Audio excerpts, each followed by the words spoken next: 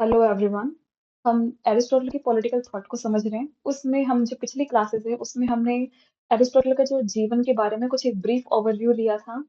हमने उनके theory of forms and matter को समझा है, उनके थ्योरी ऑफ कॉजेशन को समझा है, गोल्डन मीन का जो कॉन्सेप्ट उन्होंने दिया था हमने उसे समझ लिया है। उनकी स्लेवरी पर क्या व्यूज थे हमने उसे भी अच्छे से समझ लिया है। ठीक है, अब तक हमने इतना देख लिया है पिछली क्लासेस में। आपने अगर नहीं देखी है तो आप जाके प्लीज उन्हें अच्छे से समझ लीजिए, उन्हें देख लीजिए वीडियोस को। और आज हम थियरी ऑफ फैमिली को समझेंगे, भाई फैमिली के लिए उनके क्या व्यूज थे फैमिली को लेके। ठीक है,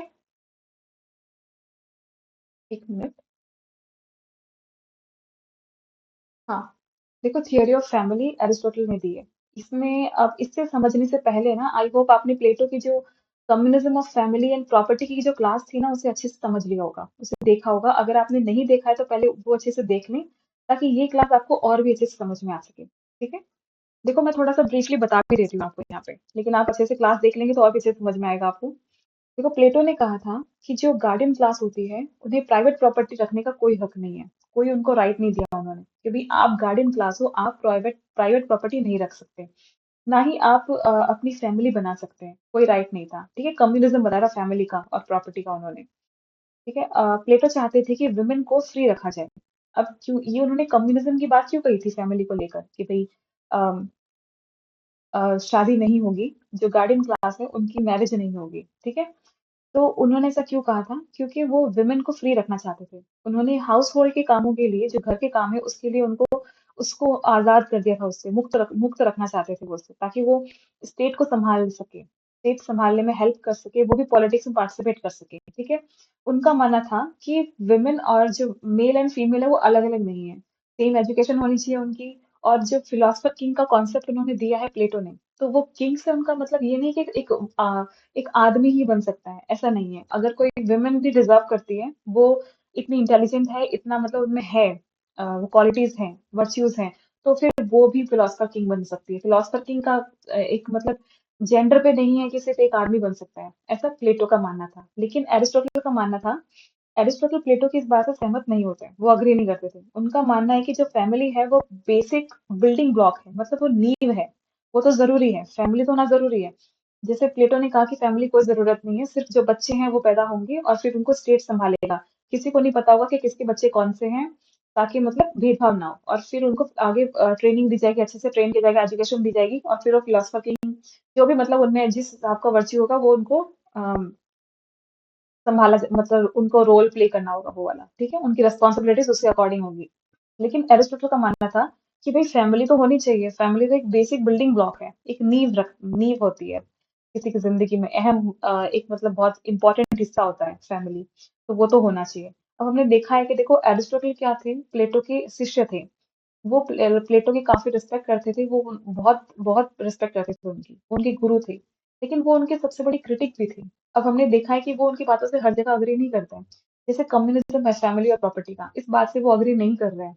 उन्होंने कहा था प्लेटो ने कि फैमिली का कम्युनिज्म होना चाहिए, शादी नहीं होगी, सबके बच्चे होंगे और एक साथ रहेंगे, स्टेट संभालेगा। ठीक है, और दोनों मिलके जब role women and male and female है, वो दोनों मिलके क्या करेंगे, स्टेट को संभालेंगे। जिसमें जो भी रिस्पॉन्सिबिलिटीज उनको दी जाएगी वो उनको संभालेंगे। ठीक है, अब जिन जो क्वालिटीज उनमें होगी उनके बेसिस पे। लेकिन एरिस्टोटल नहीं मानते, उनका मानना था कि फैमिली तो एक बेसिक बिल्डिंग ब्लॉक है, वो नींव रखती है। उनका मानना था कि वर्चुअस लाइफ को लीड करने के लिए फैमिली बहुत इंपॉर्टेंट होती है, चाइल्ड के डेवलपमेंट के लिए भी फैमिली बहुत इंपॉर्टेंट होती है। इनका मानना था कि फैमिली में husband wife children slaves and property ये सारे आते हैं। ठीक है, एक जो फैमिली है, फैमिली किससे बनती है? हस्बैंड से, वाइफ से, चिल्ड्रन और स्लेव भी, और प्रॉपर्टी। मतलब इन सब से मिलकर एक हाउस होल्ड बनता है। ये सब एक इंटीग्रल पार्ट है फैमिली का, ये सब लोग क्या है, एक इंटीग्रल पार्ट है, एक अहम हिस्सा है फैमिली का।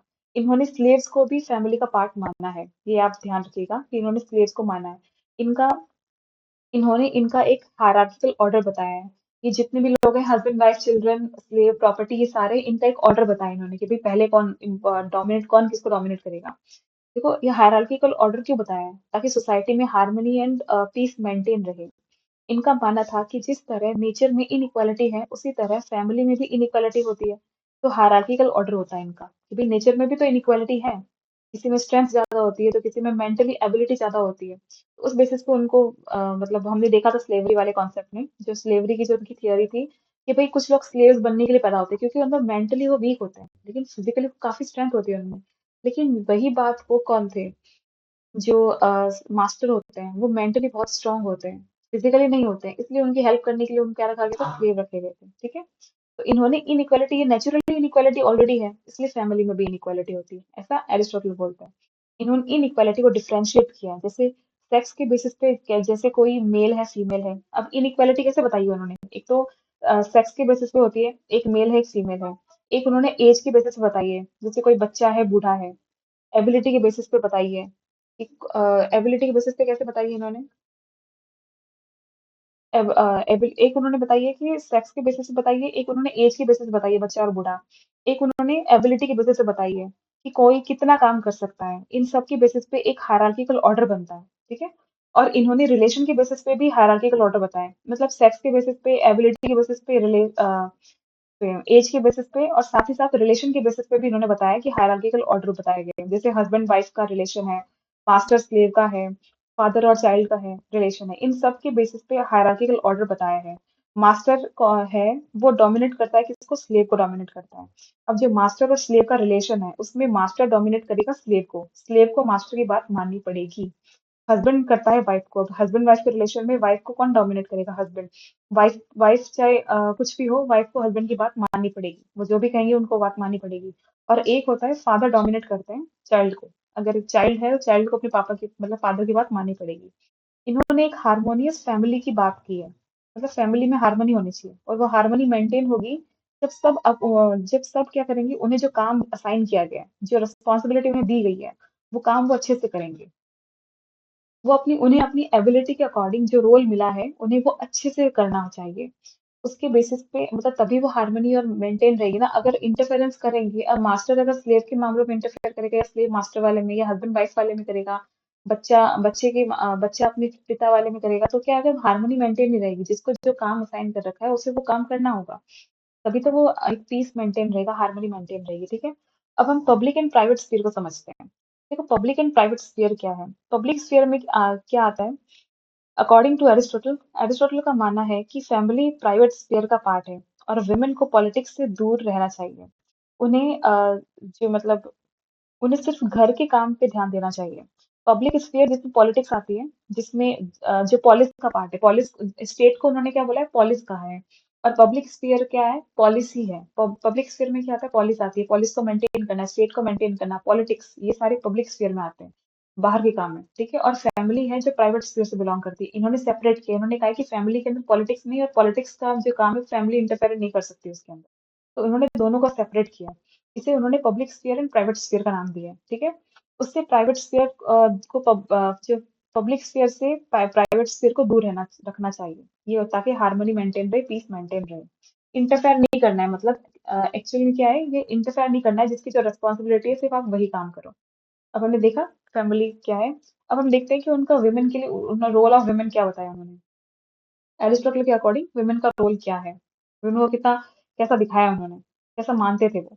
देखो प्लेटो के अकॉर्डिंग हमने देखा है कि मैन एंड वुमेन में कोई डिफरेंस नहीं है, दोनों को एजुकेशन का इक्वल राइट है, पॉलिटिक्स का इक्वल राइट है। पर एरिस्टोटल क्या बोलते हैं, उनके अकॉर्डिंग वुमेन क्या है, इंफीरियर है मैन से, ठीक है। उनको उन्होंने क्या बोला है, इनकम्प्लीट डिफेक्टिव मेल कहा है उन्होंने वुमेन को। अब ये क्वेश्चन आ सकता है एमसीक्यू बेस्ड एग्जाम्स में कि इनकम्प्लीट डिफेक्टिव मेल किसने कहा है वुमेन को, एरिस्टोटल ने कहा है, ठीक है। तो ये आप ध्यान रखिएगा कि इनकम्प्लीट डिफेक्टिव मेल कहा है उन्होंने। उनके अकॉर्डिंग विमेन क्या है, इंफीरियर है। उनके पास रीजन तो है जिसे वो डेवलप कर सकती है, लेकिन उनके पास अथॉरिटी नहीं है। उन्होंने बोला कि तर्क करने की क्षमता विमेन में हो सकती है, भाई वो एजुकेट हो जाएगी तो वो तर्क कर पाएगी, लेकिन उनके पास अथॉरिटी नहीं है। और अगर मतलब उनके पास रीजन है but they lake authority, authority नहीं होती। वो हस्बैंड, हमने देखा कि हस्बैंड एंड वाइफ में किसके पास अथॉरिटी होगी, हस्बैंड के पास होगी, ठीक है। और चाइल्ड और फादर में भी फादर के पास होगी। तो हाँ, विमेन के पास में रीजन हो सकता है, लेकिन उनके पास अथॉरिटी नहीं है, तो वो अपनी बात रखेगी कैसे, चलाएगी कैसे। इसलिए उन्हें मेल होगा, उसके कमांड को एक्सेप्ट करना होगा, उसके अकॉर्डिंग ही काम करना होगा। जो कमांड आपको मेल देगा वही फीमेल को वो काम करना होगा, विमेन को, ठीक है। मेन जो कमांड देंगे वही विमेन को मानने पड़ेंगे। वुमेन का काम केवल घर को संभालना है। वुमेन एक मतलब घर को, प्रॉपर्टी को संभालना है, ना कि डोमेस्टिक अफेयर्स तक ही रह सकती है, वो सिर्फ घर संभाले, बाहर पॉलिटिक्स में ध्यान ना दे। ठीक है, वुमेन एक फ्री बीइंग है। उन्होंने माना कि हाँ, वुमेन आजाद तो है, वो स्लेव की तरह बंधन में नहीं है, वो आजाद तो है। तो उनका एजुकेशन का अच्छे से ध्यान रखना चाहिए। ठीक है, उन्होंने बोला है कि वुमेन एक फ्री बीइंग है, स्लेव की तरह मतलब बंधन में नहीं है, वो फ्री है। वो उनकी इसीलिए स्टेट को क्या है, जो पॉलिस होगा ना, उसके द्वारा क्या किया जाएगा, जितने भी फीमेल है स्टेट के अंदर, उन सबकी जो एजुकेशन की जिम्मेदारी स्टेट को रखनी होगी। और साथ में उनकी सेफ्टी मेजर्स का भी ध्यान रखना होगा कि भाई वो प्रोटेक्टेड रहे, वो सेफ रहे, उस स्टेट में वो वुमेन सेफ रहे, और उनकी एजुकेशन का प्रॉपर ध्यान कौन रखेगा, स्टेट रखेगा, पॉलिस रखेगा। ठीक है, क्योंकि वो आजाद है, स्लेव्स की तरह नहीं है, वो आजाद है। वुमेन को पॉलिटिक्स से दूर रखना चाहिए, क्योंकि उनमें इतनी कैपेबिलिटी नहीं होती है कि वो स्टेट संभाल सके। उनका मानना था कि हाँ, रीजन हो सकता है, लेकिन इतना भी नहीं होता कि वो स्टेट ही संभाल ले। ठीक है, पॉलिटिक्स में पार्टिसिपेट कर सके, इन सब की कैपेबिलिटी उनमें नहीं होती है। तो दैट्स इट। आई होप आपको ये क्लास बहुत अच्छी लगी होगी, समझ में आया होगा अच्छे से। अगर आपको अच्छा लगे तो प्लीज लाइक एंड सब्सक्राइब करें, और कमेंट करना ना भूलें। Thank you.